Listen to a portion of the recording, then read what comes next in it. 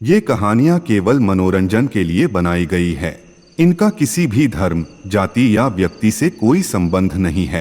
कृपया इन्हें एक काल्पनिक कहानी के रूप में देखें। हम जिस दुनिया में रहते हैं वहाँ सब कुछ देख, सुन और महसूस कर पाते हैं, मगर हमारी दुनिया जैसी ही और भी दुनिया है जिसे हम देख नहीं सकते। उन्हीं में से एक है आत्माओं की दुनिया। आमतौर पर हम उन्हें देख नहीं पाते, मगर कभी कभी वो अपने होने का एहसास करा देती है। एक ठंडी हवा, एक हल्की सी आहट, या फिर बिना किसी वजह के डर। आज की कहानी जुड़ी है इंडियन पैरानॉर्मल एक्सपर्ट गौरव तिवारी से, जिसने हजारों भूतिया जगहों पर जाकर इन आत्माओं के दुख दर्द को समझने की कोशिश की। लेकिन 7 जुलाई 2016 को वो अपने ही अपार्टमेंट में रहस्यमयी तरीके से मृत पाए गए। सवाल ये नहीं कि वो मरे कैसे, सवाल ये है कि उनकी मौत से कुछ दिन पहले उनके साथ आखिर हुआ क्या था। मुझे पता था एक ना एक दिन ये होने वाला है, पर इतनी जल्दी होगा मुझे अंदाजा नहीं था। लेकिन मैं हिम्मत नहीं हार सकता। अगर मैं टूट गया तो मान्या और टीम भी टूट जाएगी। उन्हें मेरी जरूरत है। गौरव कई गंभीर समस्याओं के बीच जूझ रहा था। वो कुछ सोच ही रहा होता है कि उसी पल उसका फोन बज उठा। हेलो सर, मैं जनकपुरी से तनेजा बोल रहा हूं। हमारे फ्लैट में कुछ तो ऐसा है जो हम सबकी समझ से बाहर है। इस केस को सिर्फ आप ही सॉल्व कर सकते हैं। देखिए, शांत हो जाइए और साफ साफ बताइए क्या हुआ। मेरी बेटी की तबीयत दिन ब दिन बिगड़ती ही जा रही है। अचानक उसकी आंखें बिल्कुल बदल जाती हैं और मुंह से अलग अलग लोगों की आवाजें निकलने लगती हैं, जैसे उसके अंदर कोई और चीज हो। आपने डॉक्टर को दिखाया? सब कर लिया सर, सारी रिपोर्ट नॉर्मल है। अब चिंता मत कीजिए, आप एड्रेस भेज दीजिए, मैं आ जाऊंगा। फोन रखते ही कमरे में एक अजीब सा सन्नाटा फैल गया। गौरव कुछ पल तक वैसे ही बैठा रहा। एक और केस, और इस बार मामला नॉर्मल नहीं लग रहा।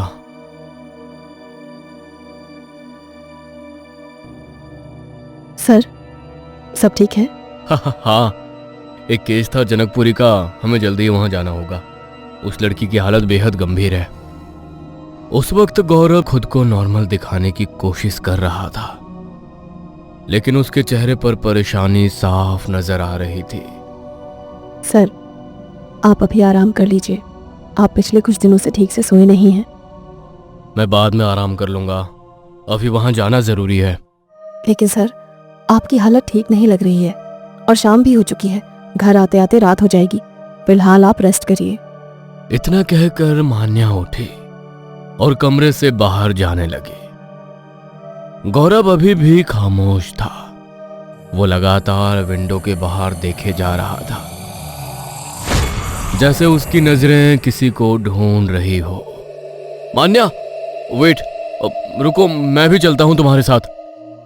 मान्या ने हैरानी से गौरव की तरफ देखा और फिर कहा, सर, आपकी तबीयत ठीक नहीं है, आप आराम कीजिए, हम हैंडल कर लेंगे। यह केस तुम्हें जितना आसान नजर आ रहा है उतना आसान नहीं है। एक काम करो, तुम बाकी लोगों को मना कर दो, वहां सिर्फ हम दोनों चलेंगे। गौरव के कहे अनुसार मान्या बाकी लोगों को मना कर देती है और फिर दोनों वहां से दिल्ली के जनकपुरी की तरफ निकल पड़ते हैं। कार चलाते हुए मान्या की नजर बार बार गौरव पर जाती है। वह अपने ही ख्यालों में खोया हुआ खामोश बैठा था। मान्या ने उसे देखते हुए धीरे से कहा, सर, अगर आप बुरा ना माने तो एक सवाल पूछूं? हाँ, पूछो। सर, पिछले कुछ दिनों से आप काफी डिप्रेस्ड लग रहे हैं। ऐसा लगता है जैसे किसी गलती का आपको पछतावा हो। क्या सच में ऐसी कोई बात है? हाँ मान्या, ये सच है कि मैं कुछ दिनों से थोड़ा डिस्टर्ब हूँ, लेकिन ये सच नहीं है कि मुझे किसी चीज़ का पछतावा है। दरअसल हमने अब तक जितने भी केस सॉल्व किए हैं उनमें से एक लौट आया है और वो मुझ पर हावी होना चाहता है। पर वो कौन हो सकता है? तुम्हें याद है जब हम रिसर्च के सिलसिले में भानगढ़ के किले में गए थे? हाँ याद है, हमने वहाँ अच्छी तरह इन्वेस्टिगेशन की थी, लेकिन हमें वहाँ कोई आत्मा या सुपरनेचुरल प्रेजेंस महसूस नहीं हुई थी। हम गलत थे मान्या। वहाँ कुछ तो था जो खामोशी से हमारी सारी बातें सुन रहा था। इतना कहते ही गौरव के चेहरे पर फिर से वही डर उतर आया जो अब लगातार उसे सता रहा था। कुछ ही देर बाद उनकी कार जनकपुरी पहुंच गई। कार एक पुरानी सी बिल्डिंग की पार्किंग में आकर रुक गई। वो बिल्डिंग बाहर से दिखने में सामान्य थी, लेकिन उसकी दीवारों पर पड़ी नमी, टूटते उखड़ते प्लास्टर बिल्डिंग के माहौल को खौफनाक बना रहे थे। गौरव ने अपना बैग कसा और दोनों बिल्डिंग के अंदर बढ़ गए। लिफ्ट से ऊपर जाते वक्त बिल्डिंग के 3rd फ्लोर से चीखें साफ सुनाई दे रही थी। सर, ये आवाज? यह उसी लड़की की आवाज है। गौरव की नजर लिफ्ट की स्क्रीन पर थी, लेकिन ध्यान उन चीखों पर था। इसके बाद लिफ्ट जैसे ही 3rd फ्लोर पर रुकी, दोनों को कॉरिडोर में एक अजीब सी घुटन महसूस होने लगी। सामने एक फ्लैट था, बिल्कुल सामान्य सा, लेकिन उस सामान्य दरवाजे के पीछे से चीखों की आवाज लगातार आ रही थी, कभी तेज और कभी धीमी। मान्या ने आगे बढ़कर डोरबेल बजाई। कुछ सेकंड कोई जवाब नहीं। फिर दरवाजा धीरे धीरे खुला। सामने एक अधेड़ उम्र का आदमी खड़ा था, चेहरा पसीने से भीगा और हाथ हल्के से कांप रहे थे। वो दोनों को ऐसे देख रहा था जैसे उन्हें देखकर भी यकीन नहीं कर पा रहे हो। हेलो, क्या आप ही मिस्टर तनेजा हैं? यस, मैं तनेजा। आपने हमें कांटेक्ट किया था। मैं हूं मान्या और ये है मिस्टर गौरव तिवारी। इंडियन पैरानॉर्मल सोसाइटी से हम आपकी बेटी को देखने आए हैं।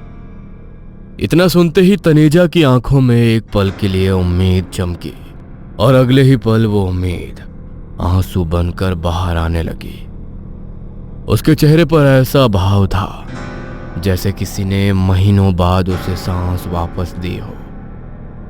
वह कांपते हाथों से दरवाजा खोल देता है और भर्राई हुई आवाज में गौरव से कहता है, जल्दी अंदर आइए सर, पता नहीं मेरी बेटी को क्या हो गया है। कमरे के अंदर कदम रखते ही गौरव के अंदर एक अजीब सी चेतावनी जाग उठी, क्योंकि जो लड़की अब तक चीख रही थी वो अचानक शांत हो गई।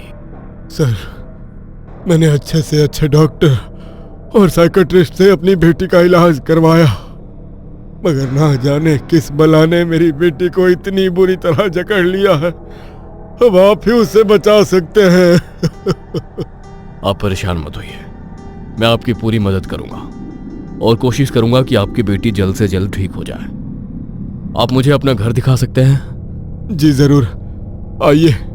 मिस्टर तनेजा ने उन दोनों को अपना सारा घर दिखाया, जहां गौरव उस लड़की की जिंदगी से जुड़ी हुई चीजों को देखता हुआ मिस्टर तनेजा से सवाल कर रहा था। तभी उसकी नजर दीवार पर लगी एक छोटी सी पिक्चर पर गई, जिसमें वो लड़की भानगढ़ के किले के अंदर खड़ी है। उस पिक्चर को देखकर गौरव ने कहा, यह तो भानगढ़ का किला है। आपकी बेटी वहां कब गई थी? यही कोई 20 दिनों पहले वो अपने दोस्तों के साथ वहां गई थी। वहां से आने के कुछ दिन बाद से ही वो अजीबोगरीब हरकतें करने लगी, जैसे कई सारी आवाजों में बोलना, कभी अपने सिर के बाल खींचना और गुस्से में अपने ही हाथ पैर में दांत से काटना। ये मेरी बेटी नहीं हो सकती, इसमें कुछ तो ऐसी चीज है जो इसे परेशान कर रही है।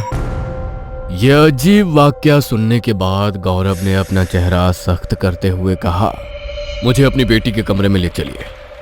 गौरव के दाखिल होने से पहले मान्या ने उस लड़की के सामने 3 कैमरे लगाए और अन्य कई डिवाइस जो भूत प्रेत आत्माओं को डिटेक्ट करने में मदद करते थे। इसके बाद गौरव हाथ में फ्रीक्वेंसी रिकॉर्डर लिए हुए रूम में दाखिल हो गया। अचानक उस लड़की की चीखने की आवाजें एक बार फिर शुरू हो गई। मिस्टर तनेजा की बेटी अपने बेड पर बैठी हुई जोर जोर से चीख रही थी। उसका चेहरा सख्त और आंखें पूरी तरह से काली दिखाई दे रही थी। वो उसे देखते ही मुस्कुराने लगी, मानो वो उसे पहले से ही जानती हो और जैसे उसी का इंतजार कर रही हो। वक्त लगा पर मैंने तुझे खोज लिया।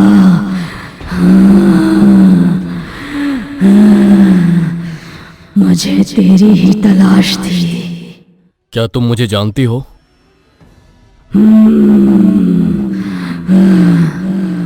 लड़की ने गौरव को घूरते हुए चुपचाप हाँ में अपना सिर हिलाया। हैरानी की बात है, जब से ये सब चल रहा है मेरी बेटी ने आज पहली बार अपने मुंह से कुछ कहा है। गौरव उस लड़की से कुछ और सवाल करना शुरू करता है। तुम कौन हो और तुम्हारी इस लड़की के ऊपर हावी होने की वजह क्या है? हम में से सबकी अपनी अपनी वजह है। इस बार लड़की की आवाज सुनकर गौरव हैरान हो जाता है। सबकी वजह मतलब इस लड़की के शरीर में तुम्हारे अलावा भी कोई है? बिल्कुल। उसके इतना कहते ही उस लड़की का शरीर हवा में तैरने लगा। इसके बाद वो गौरव के सामने आकर खड़ी हो गई। अजीब सा काला चेहरा, बिल्कुल काली आंखें, वो किसी शैतान की तरह नजर आ रही थी। उसने गौरव की आंखों में आंखें डालकर कहा, तू देखना चाहता है हम कितनी आत्माएं हैं? हाँ, मैं जानना चाहता हूं कि तुम कितनी आत्माएं हो, और साथ में मेरी तुम सबसे यह भी गुजारिश है कि तुम सब इस लड़की के शरीर को छोड़ दो। हमें अपने साथ ले चल, फिर हम इस लड़की के जिस्म को छोड़ देंगे।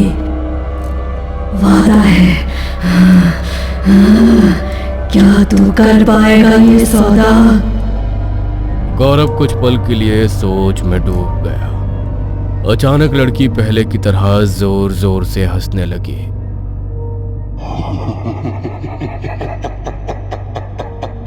फिर अचानक रोने लगी।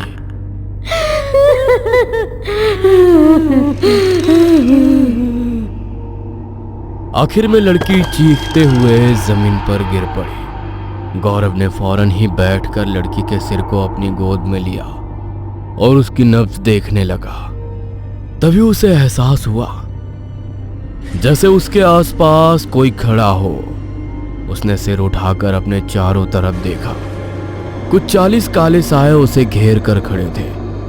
अपने 10 सालों के करियर में गौरव ने खतरनाक से खतरनाक प्रेतात्माओं का न सिर्फ सामना किया था,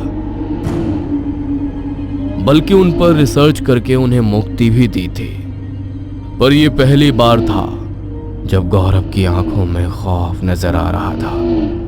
एक शरीर में 40 आत्माएं, किसी की भी रूह कांप सकती थी इस बारे में जानकर। मगर गौरव ने तुरंत ही खुद को संभाला और कहा, मुझे तुम सभी का सौदा मंजूर है, पर तुम्हें वादा करना होगा आज के बाद इस बेगुनाह लड़की के शरीर में भूल कर भी वापस नहीं आओगे। गौरव के इतना कहते ही कमरे में एक अजीब सा सन्नाटा फैल गया। वो 40 के 40 साए गायब हो चुके थे, लेकिन उसी पल गौरव जमीन पर गिरकर कांपने लगा। उसका चेहरा उस लड़की के जैसा सख्त, बेजान और काला पड़ने लगा।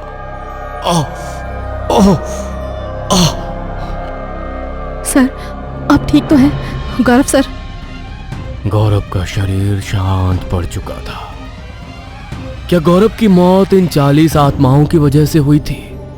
जवाब है नहीं। गौरव जैसा शेर दिल रखने वाला इंसान इतनी जल्दी हार मानने वाला नहीं था।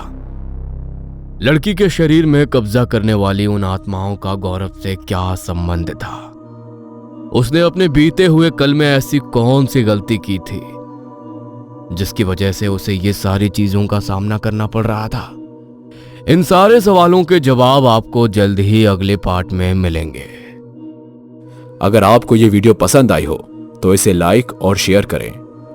ऐसी ही वीडियोस देखने के लिए हमारे इस चैनल को सब्सक्राइब करें तो मिलते हैं अगली वीडियो में, तब तक के लिए नमस्कार।